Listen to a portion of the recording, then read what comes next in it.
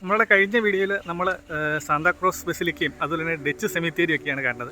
ഇനി നമ്മൾ കാണാൻ പോകുന്നത് കൊച്ചിയിൽ തന്നെ ഫോർട്ട് കൊച്ചിയിൽ പല ആൾക്കാരെ മിസ് ചെയ്യുന്ന ഒരു സ്ഥലമാണ്. നമ്മുടെ നേവൽ മാരിടൈം മ്യൂസിയം ഉണ്ട്. അപ്പോൾ മ്യൂസിയം ഒന്ന് കണ്ടിട്ട് വരാം. എല്ലാ കൂട്ടുകാർക്കും പുതിയൊരു വീഡിയോയിലേക്ക് സ്വാഗതം. നമ്മൾ ഫോർട്ട് കൊച്ചിയിൽ ഇങ്ങനെ അലഞ്ഞുകൊണ്ടിരിക്കുന്ന വീഡിയോ ആണ് കഴിഞ്ഞ കുറച്ച് ദിവസങ്ങളായിട്ട് നിങ്ങൾ കണ്ടുകൊണ്ടിരിക്കുന്നത്. നമുക്ക് എന്തുപോലെ ആ മ്യൂസിയം ഒന്ന് കണ്ടിട്ട് വരാമേ.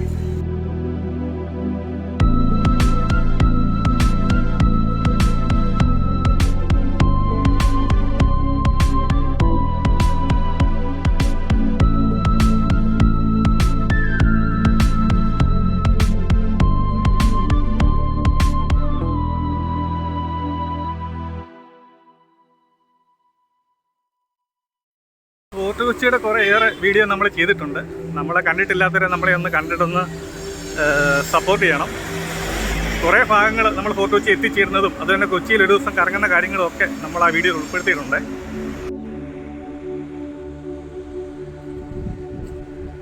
അപ്പോൾ ഇവിടെ നിന്ന് മുന്നോട്ട് പോകണമെന്നാണ് കാണിക്കുന്നത്. നമുക്ക് എന്തായാലും മുന്നോട്ട് പോയി നോക്കാം. നമ്മളിപ്പോൾ ഫോർട്ട് കൊച്ചി ബീച്ചിൻ്റെ അവിടെ കഴിഞ്ഞ് കുറച്ചുകൂടെ മുന്നോട്ട് നടക്കുവാണേ. അത് വലിയൊരു ആല് കാണുവാൻ സാധിക്കും. അപ്പോൾ ഈ കാണുന്നതാണ് നമ്മുടെ കൊച്ചി നേവൽ മാരിടൈം മ്യൂസിയം. അപ്പോൾ ഈ കാണുന്ന ഇതിൻ്റെ രണ്ട് സൈഡിലായിട്ട് കുറേയേറെ ആയുധങ്ങളൊക്കെ വെച്ചിട്ടുണ്ട്. അതിലൊക്കെ എന്താണ് പേരെന്നുള്ളത് അവർ കൊടുത്തിട്ടുണ്ട്. അപ്പോൾ ഇവിടെ നിന്ന് ടിക്കറ്റ് എടുത്തിട്ട് വേണം നമുക്ക് ഉള്ളിലേക്ക് പോകാൻ വേണ്ടിയിട്ട്. അപ്പോൾ ലെഫ്റ്റ് സൈഡിലായിട്ടാണ് ടിക്കറ്റ് കൗണ്ടർ ഉള്ളത്.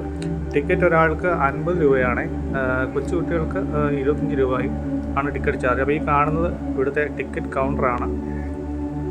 അപ്പോൾ നമുക്കിനി ഉള്ളിലേക്ക് പോയി നോക്കാം ഇവിടെ എന്തൊക്കെ കാഴ്ചകളുണ്ടെന്നുള്ളത്. അപ്പോൾ ഇവിടെ ഉച്ചയ്ക്ക് 1:30 ലഞ്ച് ടൈമാണ്. ആ സമയത്ത് ഇവിടെ അടച്ചിട്ടേക്കുമായിരിക്കും. അതുപോലെ തിങ്കളാഴ്ചയും അവധി ദിവസമായിരിക്കും. ഈ കാണുന്നതൊക്കെ മിസൈലുകളാണ്. ഇതൊരു ഇതാണ് നമ്മുടെ സബ്മറൈനിൽ നിന്നും വിക്ഷേപിക്കുന്ന തരം മിസൈലുകളാണ്.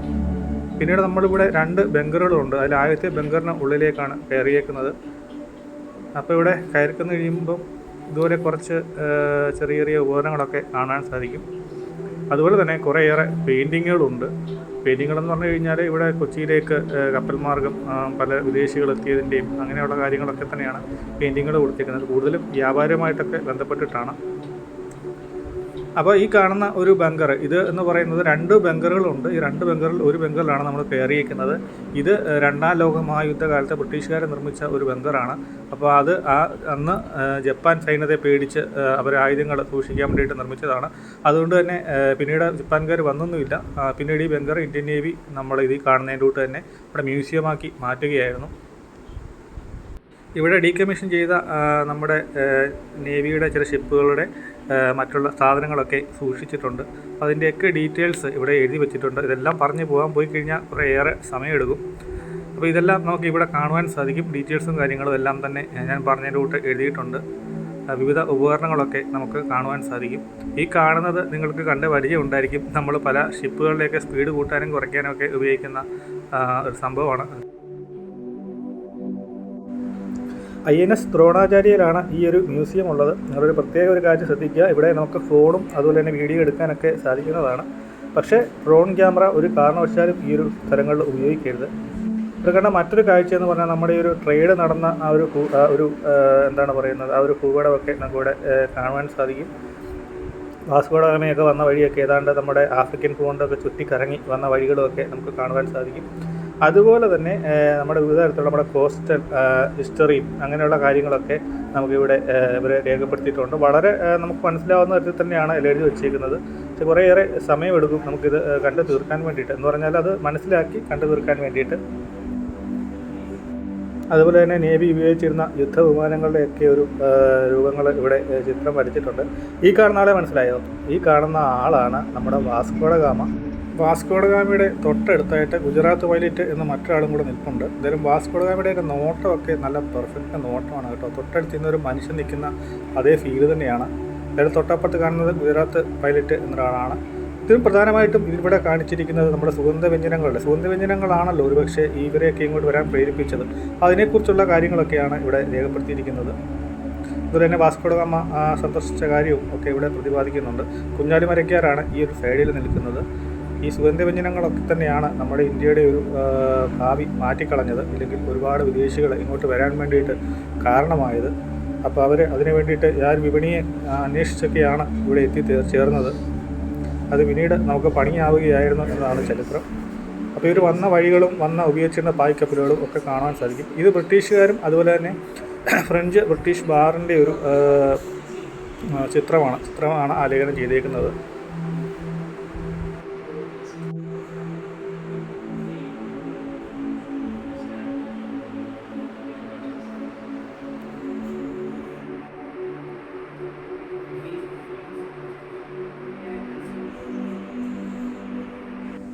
ഈ കാണുന്നത് നമ്മൾ സിനിമകളിലൊക്കെ കണ്ടിട്ടുണ്ടായിരിക്കും. എനിക്ക് തോന്നുന്നത് കപ്പലിൻ്റെ സ്റ്റിയറിംഗ് എന്നാണോ പറയുന്നത് എനിക്കറിയില്ല. എന്തായാലും അതിങ്ങനെ കറക്കുകയും തിരിക്കുന്നതൊക്കെ നമ്മൾ കണ്ടിട്ടുണ്ട്. ഇത് INS ഗോദാവരിയുടെ ഒരു ചെറിയൊരു മാതൃകയാണ്. റഷ്യൻ നിർമ്മിത പോർമുഖ കപ്പലായ INS തൽവാറിൻ്റെ ഒരു രൂപമാണ് നമ്മൾ കാണുന്നത്. 2003 ഇത് കമ്മീഷൻ ചെയ്തത്. നമ്മുടെ സൊമാലിയൻ കടൽ കൊള്ളക്കാരെയൊക്കെ തുരുത്തുന്ന കാര്യങ്ങളിലൊക്കെ പങ്കെടുത്തിട്ടുള്ള ഒരു സെലിബ്രിറ്റി പരിവേഷമുള്ള ഒരു കപ്പലാണ് ഈ ഒരു തൽവാർ.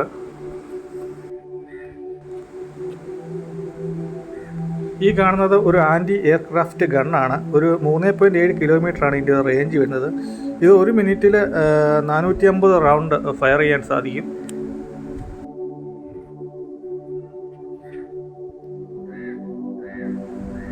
നമ്മുടെ INS തൽവാറിൻ്റെ ഒരു ഡീറ്റെയിൽസാണ് കൊടുത്തിരിക്കുന്നത്. അത് വേണ്ടവർക്ക് ആ വീഡിയോ ഒന്ന് പൗസ് ചെയ്തിട്ട് വായിച്ച് നോക്കാം. ഒരുപാട് ഇതുപോലെ യുദ്ധ ഉപകരണങ്ങൾ നമുക്കിവിടെ കാണുവാൻ സാധിക്കും. ഈ കാണുന്നത് ഒരു 12 പൗണ്ടഡ് ഗണ്ണാണ്. ഇത് നമ്മൾ ആദ്യം കണ്ട ആൻറ്റി എയർക്രാഫ്റ്റ് ഗണ്ണിൻ്റെ മുമ്പുള്ള ഒരു രൂപമാണ്. അപ്പോൾ ഇത് INS റെയ്നിലും അതുപോലെ തന്നെ INS രജ്പുത്തിലൊക്കെ ഇത് യൂസ് ചെയ്തിരുന്നു. ഈ കാണുന്നത് അണ്ടർ വാട്ടർ മൈനാണ്. ഇത് സാധാരണയായിട്ട് പോർട്ടുകളുടെ ഭാഗത്താണ് സ്ഥാപിക്കുന്നത്. മറ്റുള്ള ഷിപ്പുകളൊക്കെ അതിക്രമിച്ച് കയറുവാണെങ്കിൽ അതിനെ തകർക്കാൻ വേണ്ടിയിട്ടാണ് ഉപയോഗിക്കുന്നത്. ഈ കാണുന്നത് ഷിപ്പുകളൊക്കെ എക്സാം ചെയ്യുന്നതിന്, അതായത് വെള്ളത്തിനടിയിൽ പോയിട്ട് എന്തെങ്കിലും പ്രശ്നങ്ങളുണ്ടോ നോക്കുന്നതിന് ഉപയോഗിക്കുന്ന ഡൈവിംഗ് ബെല്ലാണ്. അപ്പോൾ ഇതിനുള്ളിൽ കയറി കഴിഞ്ഞാൽ ഇതിങ്ങനെ താഴോട്ട് പോയിട്ട് ഷിപ്പിനടിയിൽ എന്തെങ്കിലും പ്രശ്നമുണ്ടോ എന്നൊക്കെ പരിശോധിക്കാൻ വേണ്ടിയിട്ടാണ് ഈ ഒരു ഉപകരണം ഉപയോഗിച്ചുകൊണ്ടിരുന്നത്. ഇത് മൈൻസുകളൊക്കെ തകർക്കാൻ ഉപയോഗിക്കുന്ന സീപ്പ് ഡൈവേർട്ടറാണ്.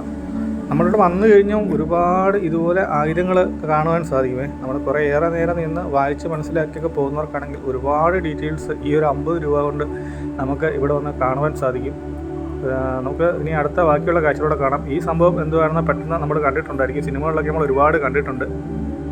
ഇത് റോക്കറ്റ് ലോഞ്ചറുകളാണ്. ഇതിനാണ് 10 കിലോമീറ്ററാണ് ഇതിൻ്റെ ഒരു റേഞ്ച്. ഇതൊക്കെ ഇപ്പോഴും നിലവിൽ ഉപയോഗിച്ചുകൊണ്ടിരിക്കുന്നതാണ്. ഇത് ഉപയോഗിക്കുന്നതല്ല, നിലവിൽ നേവി ഉപയോഗിച്ചുകൊണ്ടിരിക്കുന്നതൊക്കെയാണ്. അപ്പോൾ ഇനി അപ്പുറത്ത് കുറച്ച് കാഴ്ചകളുണ്ട്, അതുകൂടെ നമുക്ക് കാണാം. ഇനി മറ്റൊരു കാഴ്ച കാണിക്കാമേ. നമ്മൾ ആദ്യം വിട്ടുപോയതാണ്. ഈ കാണുന്നതാണ് ബങ്കർ. ഈ ബങ്കറുകൾ 2ാം ലോകമായ യുദ്ധകാലത്ത് ജപ്പാൻ സൈന്യത്തിനെ പേടിച്ച് നിർമ്മിച്ചതാണ്. ആ സമയത്ത് നിർമ്മിച്ച ബങ്കറുകളാണ്. ആദ്യത്തെ ബങ്കർ ഇതാണ്. തൊട്ടപ്പുറത്ത് മറ്റൊരു ബങ്കറും കൂടെ ഉണ്ട്. അപ്പോൾ അതും പോയി നമുക്ക് കാണണം. മുങ്ങിക്കപ്പലുകളെ തകർക്കാൻ ഉപയോഗിക്കുന്ന ഡെപ്ത് ചാർജേഴ്സാണ് ഇത്. ഇതിങ്ങനെ പറഞ്ഞു വിട്ട് കപ്പലിൽ നിന്നും അതുപോലെ തന്നെ ഹെലികോപ്റ്ററുകളിൽ നിന്നൊക്കെ താഴേക്ക് വെള്ളത്തിലേക്ക് ഡ്രോപ്പ് ചെയ്തിട്ടാണ് തകർക്കുന്നത്. ഈ കാണുന്നതും ഇത് DCMK-11 എന്നൊരു ആൻറ്റി സബ്മറൈൻ വെപ്പണാണ്. ഇതും ഈ പറയുന്ന ഹെലികോപ്റ്ററിൽ നിന്നൊക്കെ താഴേക്ക് ഇട്ടാണ് സബ്മറൈനുകളെ തകർക്കുന്നത്. ഇപ്പം നമ്മുടെ ഒരു ബങ്കർ കറക്റ്റായിട്ട് കാണുവാൻ സാധിക്കും. ഇതൊക്കെ നിങ്ങൾക്ക് ഇവിടെ വന്നു കഴിഞ്ഞാൽ ഈ ഒരു 50 രൂപയ്ക്ക് കാണാമേ. ഒരു കാരണവശാലും ഫോർട്ട് കൊച്ചിയിൽ എത്തുവാണെങ്കിൽ ഈ ഒരു നേവൽ മാരിടൈം മ്യൂസിയം നിങ്ങൾ മിസ് ചെയ്യല്. നമ്മുടെ റോക്കറ്റ് ലോഞ്ചറുകളൊക്കെ ഇവിടെ ഇരിപ്പുണ്ട്. ഇതൊക്കെ നമ്മൾ സിനിമകളിലൊക്കെ ഇങ്ങനെ കണ്ടിട്ടുണ്ട്. നമുക്കിതൊക്കെ നേരിട്ട് കാണാനുള്ള ഒരു അവസരമാണ് വന്നിരിക്കുന്നത്.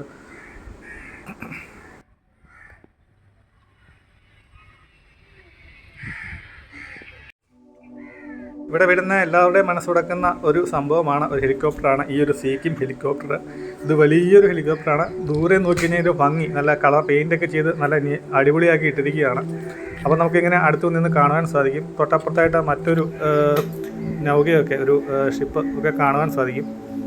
അപ്പോൾ നമ്മുടെ ഈ ഒരു ഹെലികോപ്റ്ററിൻ്റെ കാര്യം തന്നെ പറയാം. ഹെലികോപ്റ്റർ സീക്കിം ഹെലികോപ്റ്റർ ഡബിൾ എഞ്ചിനാണ്, ഡ്യുവൽ എഞ്ചിനാണ്. ഇത് വെസ്റ്റ്ലാൻഡ് ഹെലികോപ്റ്റേഴ്സ് ആണ് ഇത് നിർമ്മിച്ചത്. അതുപോലെ തന്നെ ലോകത്തിലെ ആദ്യത്തെ ആംഫീബിയസ് ഹെലികോപ്റ്ററും ഇത് തന്നെയാണ്. അതുപോലെ തന്നെ ഇതിനൊരു മിസൈലുകളൊക്കെ വർഷിക്കാൻ സാധിക്കും. എയർ ടു സർഫേസ് ഒക്കെ മിസൈലുകൾ വർഷിക്കാൻ സാധിക്കുന്ന ഒരു ഹെലികോപ്റ്ററാണ് ഈ ഒരു ഹെലികോപ്റ്റർ. അപ്പോൾ ഇവിടെ വന്നു കഴിഞ്ഞാൽ ഈ ഒരു ഹെലികോപ്റ്ററിൻ്റെ കാഴ്ച, ഒരുപാട് ആൾക്കാർ വന്നിരുന്ന ഫോട്ടോ ഒക്കെ എടുക്കുന്ന ഒരു സ്ഥലമാണ് ഈ ഒരു ഹെലികോപ്റ്ററിൻ്റെ അടുത്ത് നിന്നിട്ട്. അപ്പോൾ നിങ്ങൾ വരുന്നവരെ ഈ ഒരു ഹെലികോപ്റ്റർ മിസ്സാവില്ല. ഈ കാണുന്നത് ഒരു മൈനൊക്കെയാണ്. അപ്പോൾ ഇവിടെ വന്നു കഴിഞ്ഞാൽ ഇതുപോലെ മൈനും അതുപോലെ തന്നെ റോക്കറ്റ് ലോഞ്ചറുകളും ഹെലികോപ്റ്ററുകളും അങ്ങനെയുള്ള യുദ്ധ ഉപകരണങ്ങളൊക്കെ ഒരുപാട് ഉണ്ട്. അപ്പോൾ ഇതൊക്കെ അറിയാവുന്നവർക്കാണെങ്കിൽ നല്ല ഇൻട്രസ്റ്റിംഗ് ഉള്ള ആൾക്കാർക്ക് ഇതൊക്കെ കണ്ടു കഴിഞ്ഞാൽ വളരെയേറെ പ്രയോജനം കിട്ടുന്ന, അല്ലെങ്കിൽ കുട്ടികൾക്കൊക്കെ ആണെങ്കിൽ വളരെയേറെ പ്രയോജനം കിട്ടുന്ന ഒരു സ്ഥലം കൂടിയാണ്. അപ്പോൾ നമ്മൾ പറഞ്ഞതിനോട്ട് ഇതിനപ്പുറം നമുക്ക് പ്രവേശനമില്ല. നമ്മൾ പറഞ്ഞോട്ട് INS ദ്രോണാചാരി അല്ലെങ്കിൽ നമ്മുടെ ഒരു പരിശീലനത്തിൻ്റെയൊക്കെ ഭാഗമാണ് തൊട്ടപ്പുറത്ത്. അപ്പോൾ അങ്ങോട്ടുള്ള പ്രവേശനമൊന്നും നമുക്കില്ല. നമുക്ക് ഇവിടെ വരെ നമുക്ക് പ്രവേശനമുള്ളൂ. ഇപ്പോൾ നമ്മൾ ഒന്നാമത്തെ ബങ്കറും കണ്ടു, ഒന്നാമത്തെ ബങ്കർ കണ്ടു, പിന്നെ കുറേയേറെ ആയുധങ്ങളും ഈ ഒരു സീക്കിംഗ് ഹെലികോപ്റ്ററുകളൊക്കെ കണ്ടു. ഇനി നമുക്ക് രണ്ടാമത്തെ ഒരു ബങ്കർ കാണേണ്ടതുണ്ട്. എന്തായാലും ഞാൻ കുറച്ച് നേരം ഈ ഒരു ഹെലികോപ്റ്ററിൻ്റെ അടുത്ത് ഇങ്ങനെ കുറച്ച് നേരം നോക്കി നിന്നേ. അപ്പോൾ നമ്മൾ ഈ കണ്ടതൊക്കെ തന്നെ മുമ്പേ കണ്ടതിനുള്ള നിരവധി ഉപകരണങ്ങളൊക്കെയാണ്.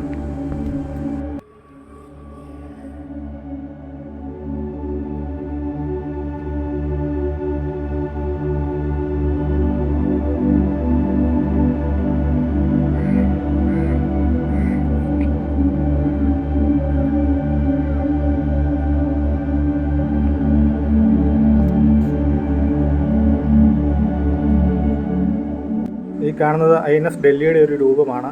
ഗൈഡഡ് മിസൈൽ ഡിസ്ട്രോയറാണ് നമ്മുടെ INS ഡൽഹി. 97-ലാണെന്ന് തോന്നുന്നു ഇത് കമ്മീഷൻ ചെയ്തത്. എന്തായാലും അതിൻ്റെ ഒരു രൂപം നമുക്കിവിടെ കാണാൻ സാധിക്കും. അതുപോലെ തന്നെ അതിലൊക്കെ എങ്ങനെയാണ് നമ്മൾ ഈ കണ്ട ആയുധങ്ങളൊക്കെ ഫിറ്റ് ചെയ്തേക്കുന്നതെന്ന് കാണാൻ സാധിക്കും. ഇനി നമ്മൾ രണ്ടാമത്തെ ബങ്കറിലേക്ക് കയറുവാണ്. അപ്പോൾ ബങ്കറാണെന്നൊന്നും നമുക്ക് പറയില്ല കേട്ടോ. അകത്ത് കയറി കഴിഞ്ഞാൽ നല്ല സ്പേസാണ്.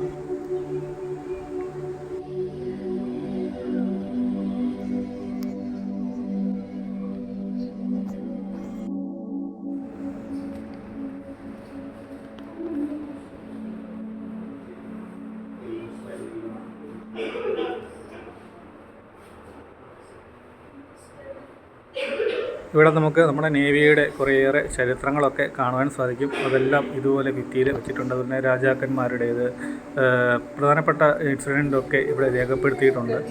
അപ്പോൾ ഇതിനുള്ളിലായിട്ട് നമുക്ക് ചെറിയ ഇപ്പോൾ നേവി ഉപയോഗിച്ചുകൊണ്ടിരിക്കുന്ന വിമാനങ്ങളുടെയൊക്കെ കുഞ്ഞു കുഞ്ഞു രൂപങ്ങൾ കാണുവാൻ സാധിക്കും. കൊച്ചു കുട്ടികൾക്കൊക്കെ വളരെയേറെ കൗതുകമാണ് ഇതൊക്കെ കാണുമ്പോൾ.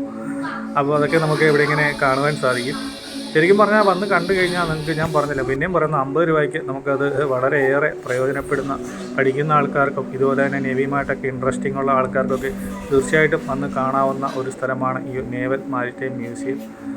അപ്പോൾ ഇവിടെ ഇങ്ങനെ ഒരുപാട് കാര്യങ്ങളുണ്ട് കേട്ടോ. നിങ്ങൾ വേണ്ടവർക്ക് ഒന്ന് പൗസ് ചെയ്തിട്ടൊക്കെ വേണമെങ്കിൽ ഒന്ന് വായിച്ച് നോക്കാം. ഇവിടെ പറഞ്ഞു പോയി കഴിഞ്ഞാൽ ഒരുപാട് ലെന്ത് കൂടിപ്പോൾ മാത്രമല്ല അത് അങ്ങനെ പറഞ്ഞ് എടുക്കാവുന്ന കാര്യങ്ങളുമല്ല. ഈ കാണുന്ന ഒരു മീഡിയ റൂമാണ്. ഇവിടെ ചെറിയ പ്രൊജക്ടറൊക്കെ വെച്ചിട്ട് വീഡിയോ ഒക്കെ കാണിക്കുന്നുണ്ട്. ഇപ്പം കുറച്ച് ആൾക്കാരായി കഴിയുമ്പം അവരത് കാണിക്കും. ഇവിടെ ഒരു കപ്പൽ കാണാൻ സാധിക്കും. നല്ല ഡിസൈനാണ്. അത് ചെറിയൊരു മിനിയേച്ചർ അത് പണിത് വെച്ചിരിക്കുകയാണ്. ഈ കാണുന്നത് നേവിയിൽ ഉപയോഗിച്ചിരുന്ന ആൾക്കാരുടെ ഡ്രസ്സുകളും അതുപോലെ തന്നെ വിവിധ മെഡലുകളും അവരുടെ റാങ്കും ഒക്കെയാണ്. അതുപോലെ തന്നെ ഇവിടെ ആയിട്ട് നമുക്ക് നേവിയുടെ ആ ഒരു ചരിത്രവും അതുപോലെ തന്നെ കടന്നു വന്ന വഴികളും ആ ഒരു കൊടിയും ഒക്കെ നമുക്ക് കാണുവാൻ സാധിക്കും.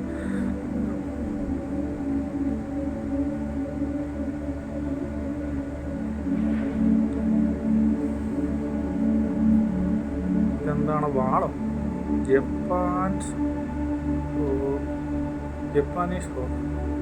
എന്താണ്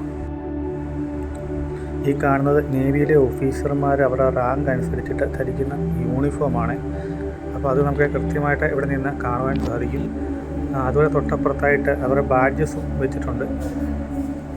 അപ്പോൾ ഫേസ് 2 എന്ന് പറയുന്ന രണ്ടാമത്തെ ബങ്കറിൽ നിന്ന് നമ്മൾ പുറത്തിറങ്ങിയിരിക്കുകയാണ്. 2001-ലാണ് ഈ ഒരു മ്യൂസിയം സ്ഥാപിച്ചത്. ഞാൻ ആദ്യം പറഞ്ഞ റൂട്ട് തന്നെ 2ാം ലോക മഹായുദ്ധകാലത്ത് ജപ്പാനെ പേടിച്ച് നിർമ്മിച്ച ബങ്കറുകൾക്കുള്ളിലാണ് ഇപ്പോൾ 2001-ൽ ഈ ഒരു മ്യൂസിയം പണിതിരിക്കുന്നത്. നമ്മുടെ ഇന്ത്യൻ നേവി കറാച്ചിയിലേക്ക് ആക്രമണം നടത്തിയപ്പോഴായിരുന്നു സർഫസ് ടു സർഫസ് എന്ന് പറയുന്ന ഒരു മിസൈൽ സംവിധാനം ആദ്യമായിട്ട് ഉപയോഗിച്ചത്. ഈ കാണുന്നത് അങ്ങനത്തെ ഒരു മിസൈലാണ്. ഇതിൻ്റെ റേഞ്ച് 80 കിലോമീറ്ററാണ്. ഇതിന്നും സർവീസിലുണ്ട്. അങ്ങനെ നോക്കുകയാണെങ്കിൽ കറാച്ചിയൊക്കെ ചുട്ടരിച്ച മിസൈലുകളുടെ ഗണത്തിലുള്ള അവരുടെ കൂട്ടുകാരൊക്കെ തന്നെയാണ് ഈ ഇരിക്കുന്നത്. ഇവരൊക്കെ വലിയ വലിയ താരങ്ങളാണ്. ആയുധമാണ് എന്നറിയാം, എങ്കിലും താരമെന്ന് പറഞ്ഞത് ഒരു അതിശയോക്തി പോലെ പറഞ്ഞതാണ്. നമ്മൾ ഇത്ര അടുത്ത് ഇതൊക്കെ ഇങ്ങനെയാണ് കാണുന്നത്. നമ്മൾ പറഞ്ഞേ കേട്ടിട്ടേ ഉള്ളൂ കറാച്ചി നമ്മൾ ചുട്ടരിച്ചെന്നുള്ളത്. അപ്പോൾ ഇരിക്കുന്ന ഇരിപ്പ് കണ്ടോ? ഇതിൻ്റെ ലെഫ്റ്റ് സൈഡിലായിട്ട് ഒരു ചെറിയൊരു സ്നാക്സ് കിട്ടുന്ന ചെറിയൊരു ഷോപ്പ് കൂടെ ഉണ്ട്. അപ്പോൾ അവിടെ നിന്ന് കുറച്ച് വെള്ളമൊക്കെ ഞാൻ മേടിച്ചിട്ടുണ്ട്. ഇനിയിപ്പോൾ ഇതൊക്കെയാണ് ഇവിടെ നിന്നുള്ള കാഴ്ചകൾ.